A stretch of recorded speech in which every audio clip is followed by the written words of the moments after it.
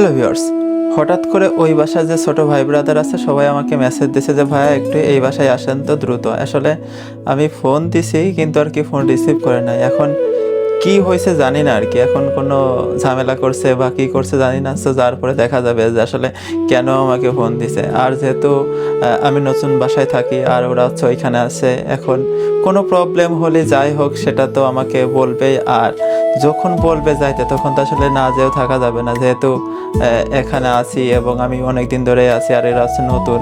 কোনো প্রবলেম হলো কিনা বা কোনো বিষয়ে বুঝতে কোনো প্রবলেম হচ্ছে কিনা, যার জন্য অবশ্যই যাইতে হবে। সো আমি এখন যাচ্ছি, এখন যাওয়ার পরে দেখা যাবে যে কোনো প্রবলেম হচ্ছে নাকি এমনিতে আমাকে ফোন দিচ্ছে। সো দেখতে থাকুন, দেখা যাবে এখন কি অবস্থা। কি অবস্থা, কি জন্য ডাক দিছ বলো বলো। কি অবস্থা, এত ইমার্জেন্সি খবর কেন? রহমান কি করে এখানে? স্পেশাল শাহী হালিম, দ্যাটস ফর ইউ। তা তুমি কি হালিম খাওয়ার জন্য তাহলে আমাকে ডাকছো? হ্যাঁ। আমি তো ভাবলাম যে মনে হয় কোনো কিছু ঘটে যাচ্ছে, কোনো মানে ঝামেলা টামেলা হয়েছে।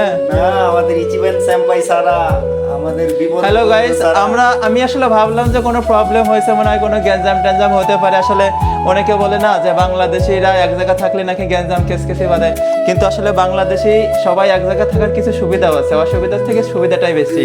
যেরকম আমি থাকি এখন অন্য বাসায়, দেখুন এখন থেকে এই জিনিসটা প্রসেস করে আমাকে আর কি খবর দিছে খাওয়ার জন্য। যদি আমার এই বাংলাদেশি না থাকতো তাহলে কি এটা কখনো সম্ভব হতো না, যার জন্যই বাংলাদেশি থাকার সুবিধাটাই বেশি। তাহলে যাক,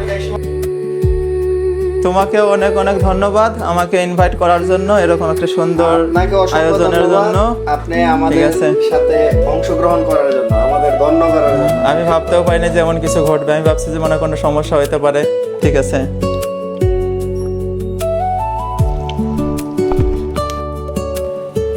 হালিম রান্না করা হয়ে গেল, হালিম।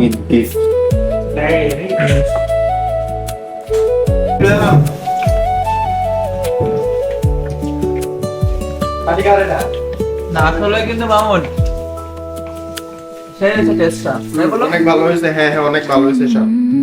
রহমান কেমন লাগে? মাশাআল্লাহ। সাগর তো খাওয়া নাই মনে হয় এখনো না। আর রাধুনি সাহেব আসলে টেস্ট হয়েছে, অনেক টেস্ট হয়েছে।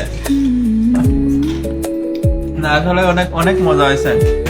3 বছর পরে হালিম খাওয়া পড়তেছে, বাবা যাই। সাইফুল, তুমি মাঝে মাঝে এরকম তৈরি করবা। হ্যাঁ হ্যাঁ ইনশাআল্লাহ, আমরা সবাই মিলে মাঝে মাঝে এরকম পার্টি করবো আর কি। তোমার কাছে কেমন লাগে ভাইয়া? ভালো লাগে। ভালো লাগে? গলায় জোরে নেই, একটু জোরে বলো। সত্যি করে আলু না আসলে সেরকম সুস্বাদু হয়েছে। তাহলে আমরা ধন্য। Thank you.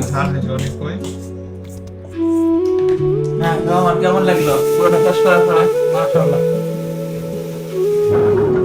এই যে আমার কাছে ভাত পাগলা, বাচ্চারা কিছু বোঝে না, তার সামনে তুমি যত কিছুই দাও না কেন সে ভাত পালেই প্রচুর খুশি। রাতে বসে বোনা খেয়ে ভাত খাবে। হ্যাঁ মামুন কেমন লাগলো তাই বলো। আলহামদুলিল্লাহ, Finally। অনেক ভালো টেস্ট ছিল। সাগরু ফাইনালি কেমন লাগলো? আসলে সেই রকম টেস্ট, পুরো অস্থির লেভেলের টেস্ট।